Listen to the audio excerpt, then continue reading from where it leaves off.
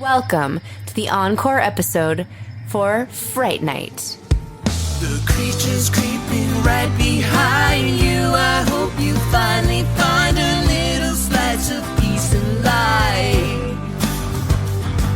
'Cause it comes crashing down tonight. Welcome to the open mic. When we call your name, you'll die. But there's no need to dread. This is the open mic night of the living dead. Nailed it. Thanks. I want to be good, but not over the top. You know, I'm going to work on it. I'll take some notes. If you have notes, just let me know.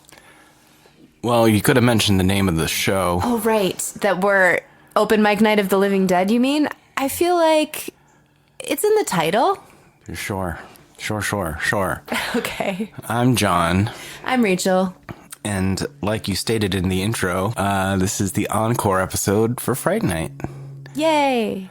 And today we've got a few things lined up for today. We're going to talk a little bit about the 2011 remake, right? Yes. And then we figured we'd maybe give a couple of recommendations or recs for some of the movies we've watched recently. Yeah, I like that. For sure. We watched a lot of movies.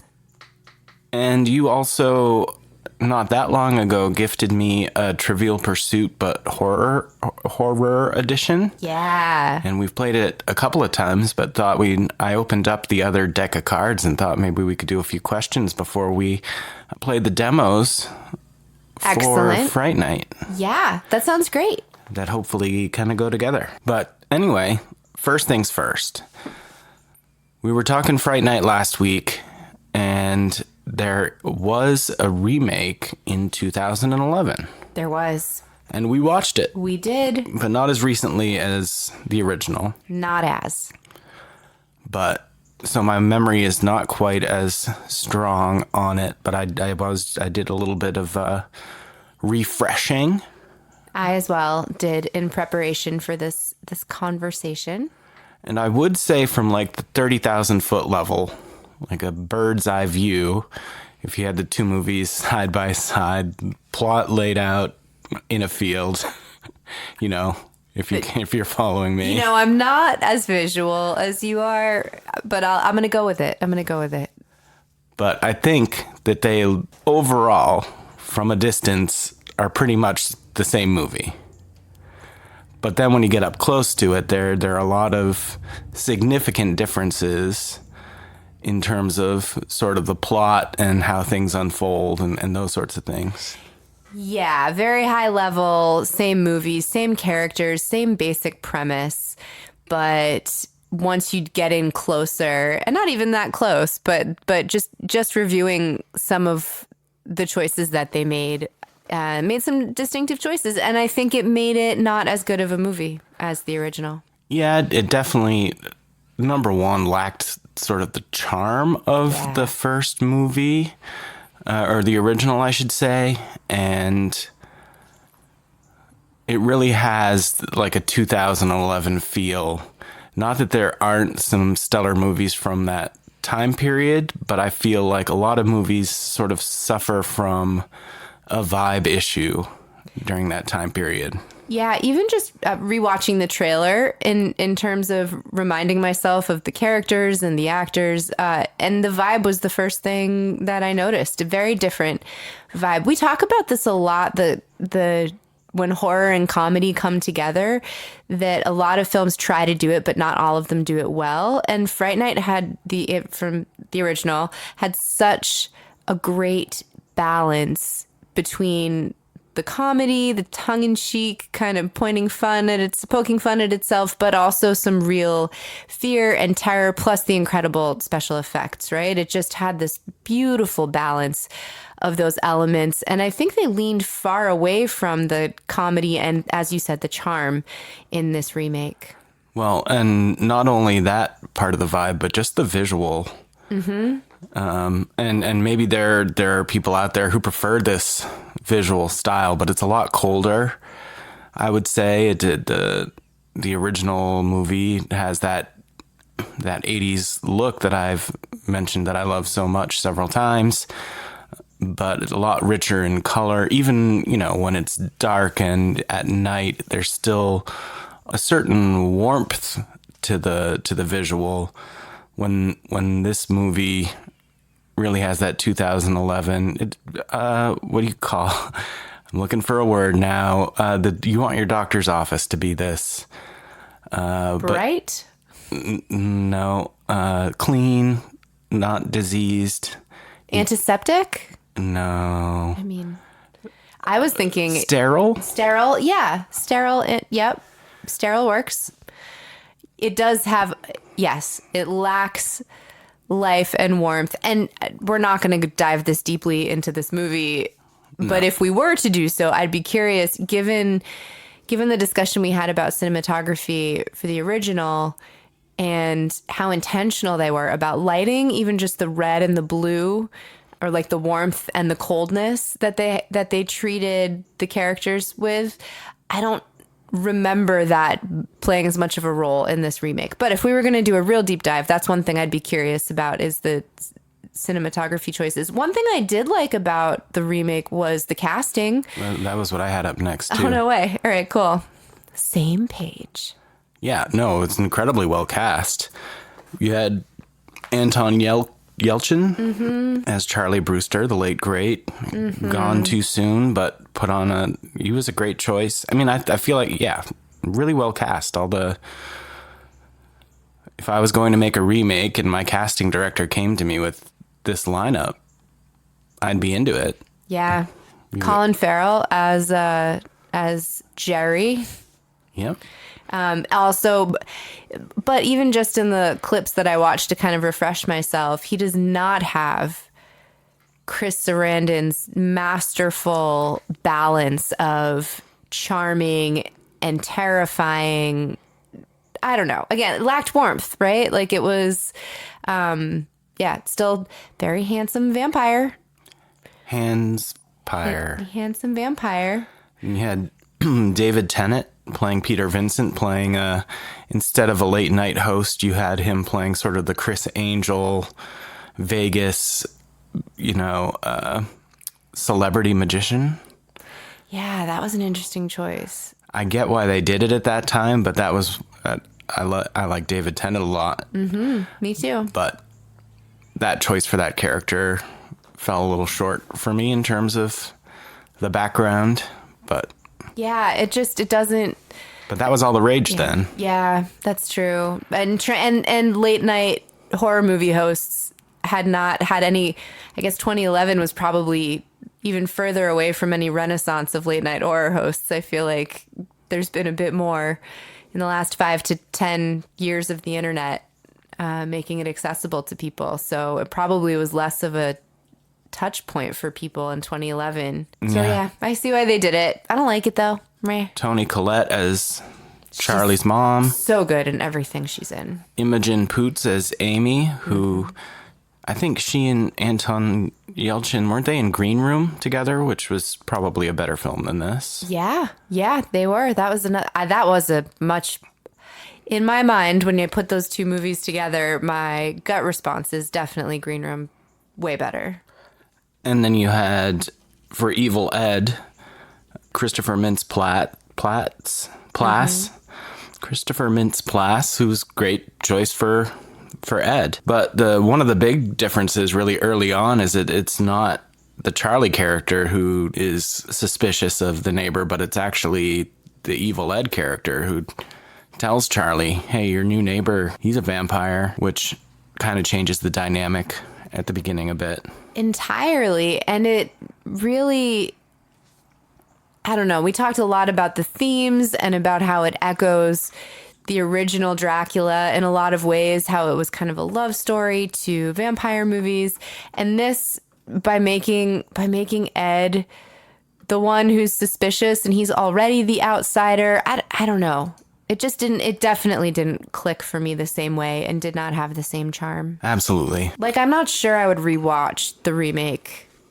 Maybe on a plane or a bus. You know what I mean? Like, I'd be like, eh. But I would totally watch the original and will watch the original again.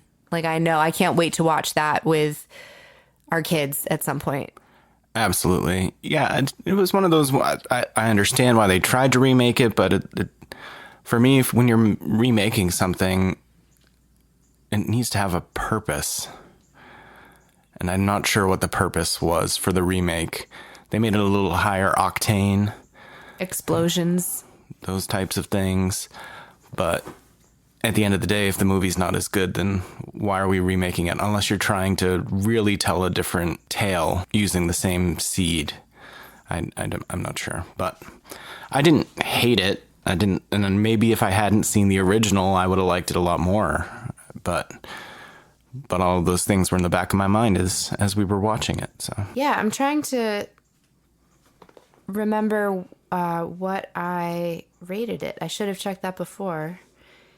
I gave it 3 stars. So slightly better than average, but less than the vast majority of movies that we watch. For me, anyway, in my rubric. So yeah, I liked it a little less than I like movies that I recommend to people generally. yeah, and I think if we were going to put it on our 3-tier rating system, it would just be in that solid 2. Yeah. Mid 2, low 2. Mid 2. But anyway, so we've watched lots of other movies, and maybe we'll take a couple minutes to talk about some we've watched recently that we might recommend to listeners. Yeah. Do you want to start? Why do I have to start? Why do I have to start? Ladies first. Age Before Beauty. Crap. I'm older. Yep. Fine.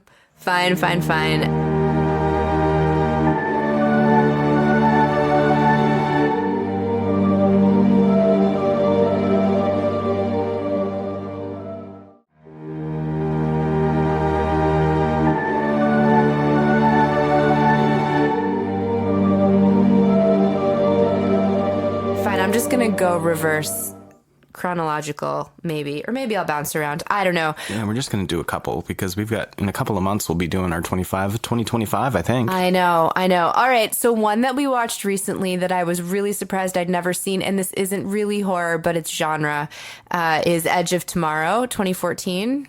Yeah, that was really good. It was really good. Tom Cruise and... Not someone we talk about often on this podcast. No, not at all. He's not in a lot of our movies, but I really liked this. Tom Cruise, Emily Blunt. Now, she'll pop up eventually once we get to the Quiet Place movies. Yes. So loved watching her. I really, really enjoy her. And Tom Cruise is just a blast. So great casting, but also it was action, but not too actiony. So it didn't lose me. Like a lot of really big action movies, sometimes all the explosions just kind of make me numb out. And this one was pretty good about that. Really clever, kept me guessing, but also wasn't confusing. I just really liked it. It was really fun to watch. It had me, the scary part for me with that movie, even though it's not at all really a horror movie, the aliens in that movie who are taking over the world. We often, when we think of an alien invasion, we're often imagining sort of humanoid aggressors. But in this case, all of the aliens were really kind of squiddy. Insectile. Squiddy, spidery, giant, but also robot-y kind of They moved creatures. very quickly. Yeah, and can kind of do whatever. That would be terrifying. Yeah, the aliens were very scary. That's true. But it definitely, I was really surprised that I didn't know it. And then, of course, it has and I don't think it's a spoiler, I think it's in the description, but it's really got the Groundhog Day situation going on. Time loop movie. Time loop. Yeah, really, really great. So highly, if you haven't seen it, and especially if you're not always into the horror recommendations we make, I think this one is easily accessible for folks who want something that's not not maybe mainstream or action or blockbuster, but this was more of a blockbuster. This was a little more mainstream. Was it? I don't even know. I don't even remember. It had to have been. I mean, I had a 3-year-old when it came out, so I was probably just distracted. Yeah. Yeah, that makes sense. There's no way that was not made to be a blockbuster. Oh, yeah. I just don't remember. I don't know. Maybe I just wasn't going to movies as much back then. You were still getting discs sent to you on Netflix. I was. That's true. I'm trying to figure out what I would like to recommend here. Definitely not the Velocipaster, which that's probably a hot take according to the ratings it has on Letterboxd. Yeah. Velocipaster was a little disappointing. It's one of those, you knew it would be a so bad it's good going in. And for me, it was not quite bad enough, I guess. Or it was too bad. Just didn't quite click. Just fell a little flat. Yeah. Yeah. You still want some dynamics. And I felt like by the third act, it was lacking in dynamics or something. Yeah. But anyway. It looked like it was a blast to make. I think they had a lot of fun making it. But yeah, so not Velocipaster. Well, we've watched several of the 2025 movies. Unfortunately, we don't get out to the theater as much as we'd like, so we have to wait for them to come to streaming. But one that I had heard sort of mixed things on that I thought was really good was Presence. Oh, yeah. I really liked that movie. And that was one of those movies that I watched on my own. I wasn't sure if you'd be into it, and I think we watched it the next night or within a couple of nights of me watching it because I was like, you need to see this one. And directed by Steven Soderbergh, so kind of a different film for him. Written by David Koepp. But it's about a family moves into a house that has a presence. But it's very different than what you would expect for that type of movie. And I don't really want to give too much away. It's a really great raw watch. Like, don't look up anything about it. It just go in. There's a lot that's I was totally there for the whole thing. I didn't lose interest at all. The pacing was really phenomenal. The acting was great. The characters, that Lucy Liu, the setting, production design, I remember talking about it, just looks really nice. And again, without giving anything away, the way that, and I'm just like literally trying not to spoil something that you learn in the first 5 minutes, so I won't, but just the way that they have to go about shooting it for what they're trying to accomplish was really interesting and original. Yeah, the creativity with the camera work was impressive from the start, and then as you continue through, just even more so. I have not seen another movie like it. Definitely recommend. And also another one that's easily accessible. Not a lot of gore, or I would recommend this to someone who might be kind of on the border with horror, right? The horror border. The horror border. Someone who's I really liked it. Great pick. What do you got? Anything else? I loved Final Destination Bloodlines. Of course. We finally saw that. I'm not surprised that I loved it, but we've now watched all of those movies in the last few months, right? We've watched the whole franchise over. Yeah. And one of the things we've talked about going between the movies is sometimes they do a really good job with kills, and sometimes they do a really good job with character development and story. And I thought that this most recent edition did both, nailed it. Absolutely. And it was so enjoyable. It was really fun. A ton of nods to the franchise and to little Easter eggs just all over the place. Great casting choices. I was so happy. I was so happy because that's always the thing with sequels or something in a franchise is and one that you like, you really hope that not only do they not screw it up, but they add something. And this really, really did. So, and we didn't get to see it the first time we tried to see it, right? Yeah, we were down in New Jersey for a wedding, and we got as far as getting our popcorn and our drinks and our candy, and we were in our seats, and everything fell apart. I And we just ended up, they ended up not being able to play the film for some reason. The movie didn't start, and the only other people in the theater were a bunch of teenagers and the one dad who had clearly been roped into taking the kids to the movies. And after maybe 10 minutes after start time, the kids were getting rowdier, and I got up to go check and see what was going on. And they said, oh, we'll come back and check it out.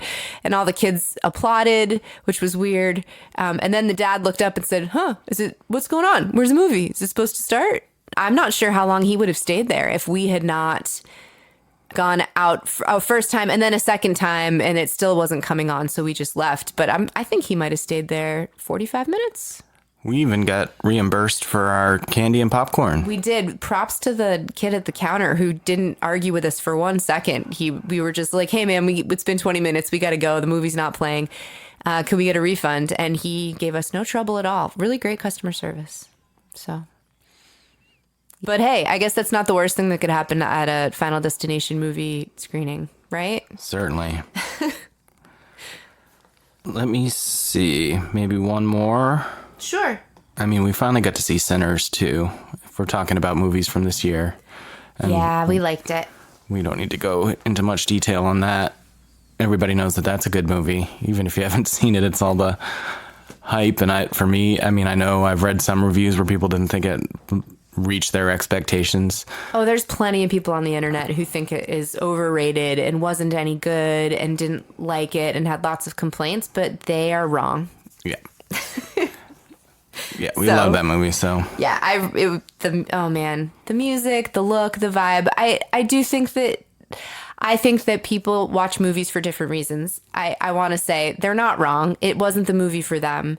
But as folks who watch a lot of movies in this particular genre, who have a lot of love for it, and watching a movie that's made by people who love to make movies and do it well is a different experience. But not everybody is into movies that much. Some people just want to be quickly entertained, and it wasn't the movie for them. I still feel like they're kind of wrong, but let me pick one more. I'm kind of on the fence about what I want to call out, but I think maybe one more that we did watch is One Cut of the Dead. Yes. And so that had been one that popped up that neither of us had seen on like the top zombie movie list. I had seen it. You had seen it, that's right. And I had started it and not finished it. And that one, I will say, for anyone on the fence about it, stick with it. It is totally worth it. It is unlike any movie I've ever seen.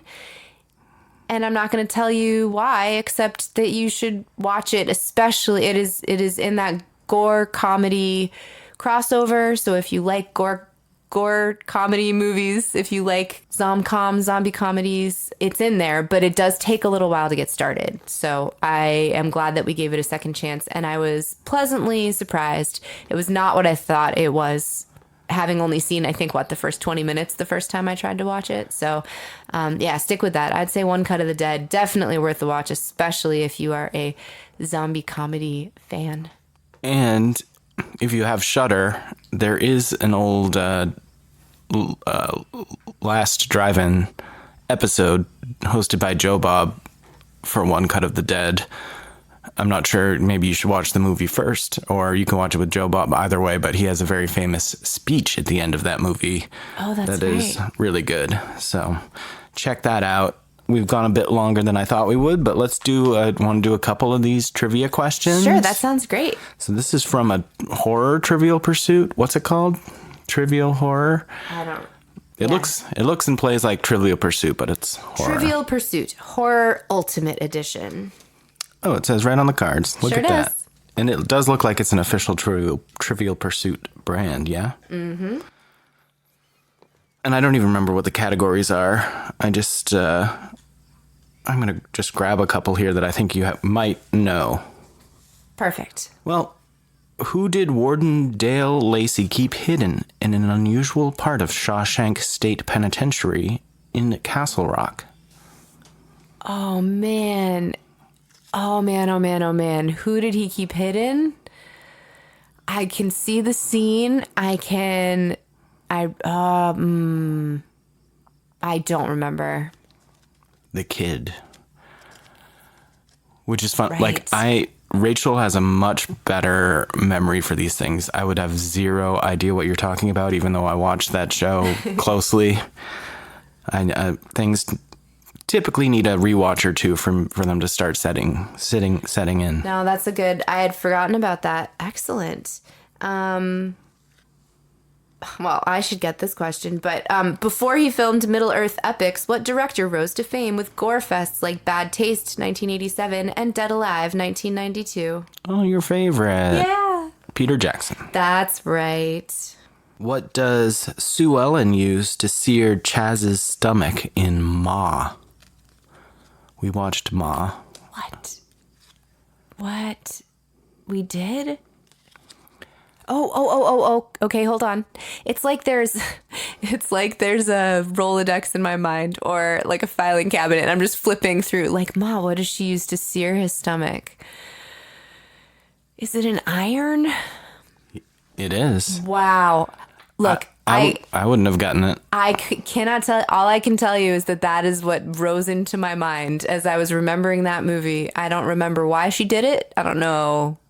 And I have actually rewatched that since we watched it. Oh, wow. And I still wouldn't have gotten that. Nope, I don't remember the scene, but just an iron popped into my mind. So clearly it's in there somewhere. Who played twin gynecologists in David Cronenberg's film Dead Ringers, 1988? Jeremy Irons. That is correct, sir. You'll get this one. What is Jen impaled on in Revenge, yet manages to survive? Revenge. Right. Who, the director of one of your favorite movies from last year, The Substance, yeah? Yep. And she impales herself on something, and then I don't want to spoil it, so I won't say what else she does, but she falls off the cliff, and is it just a stake? No. What is it? A tree. It was wood. That's what I was seeing. I was seeing wood, but it was a tree. That's right. Okay. Let's see. I want to make sure that because I know some of these we have not watched. Oh, interesting. How about this? I don't know. We haven't seen this movie together, but while she was later one of Charlie's Angels, what is the name of the pyrokinetic child Drew Barrymore played in Firestarter, 1984? Yeah, I'll never get that. Oh, well, it's funny because it's Charlie. Oh, right. Right. So she was one of Charlie's Angels, but... And I've read that book a couple of times, too. I know. That's why I wasn't sure. Oh, this one's... I wouldn't know the answer to this at all, but Jeffrey Dean Morgan, who plays Negan on The Walking Dead, also portrayed which Winchester family member in Supernatural? Oh, he plays their dad. He plays the Sam and the Winchester boys' dad. Right? Do you know the name? I don't remember his name. John. Heard of it? I haven't watched that show since pre-2020 at least. And I think it was closer to 2016, 2017 that I watched Supernatural. So, but I'd forgotten that he was in that. Give me one more. Give you one more.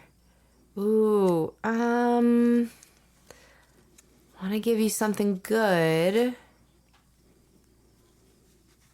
Okay. All right. Let's see.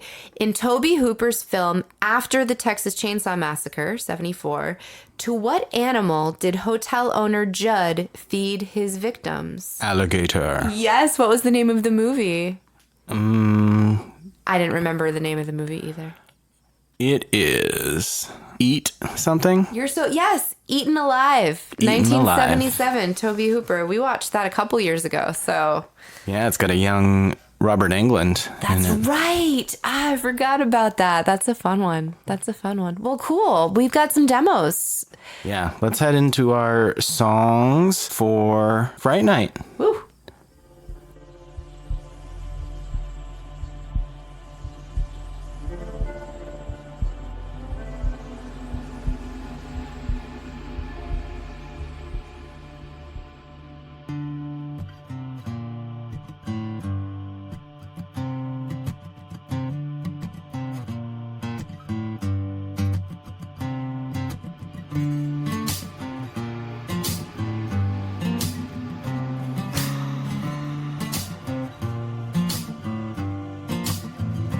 What do you tell somebody Somebody who doesn't believe that your neighbor's a vampire. He knows that you know, but he's got everybody else deceived. Yeah, you know it, but you simply got no good way to show it. He was standing in your bedroom and was flashing you his big fangy teeth. Now you're warning everybody, but you're feeling like you're stuck on repeat. And they call you crazy and look at you like you need more sleep. But that's when it'll get you.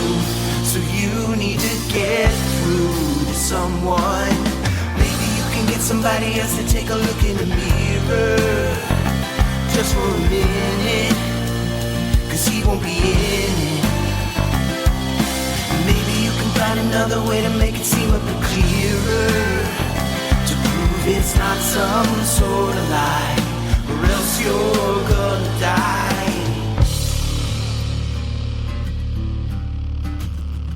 So how do you tell somebody you saw him right when he was taking a bite of the neck of a lady?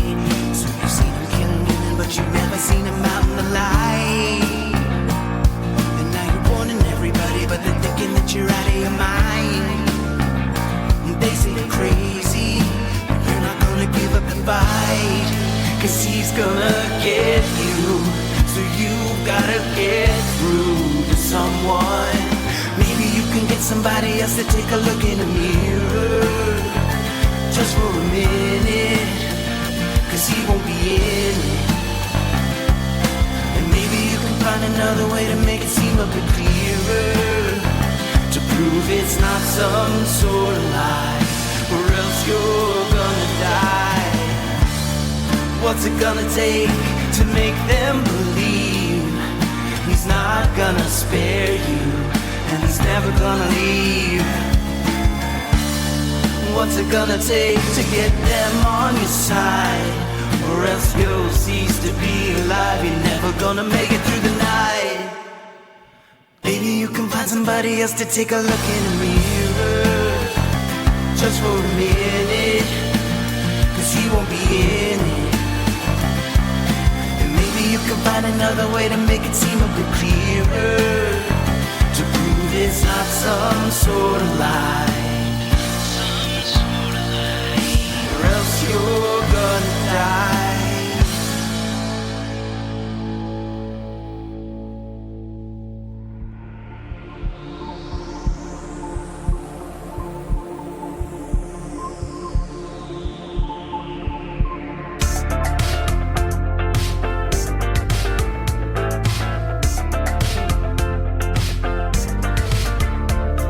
He knows I know, now where can I go? His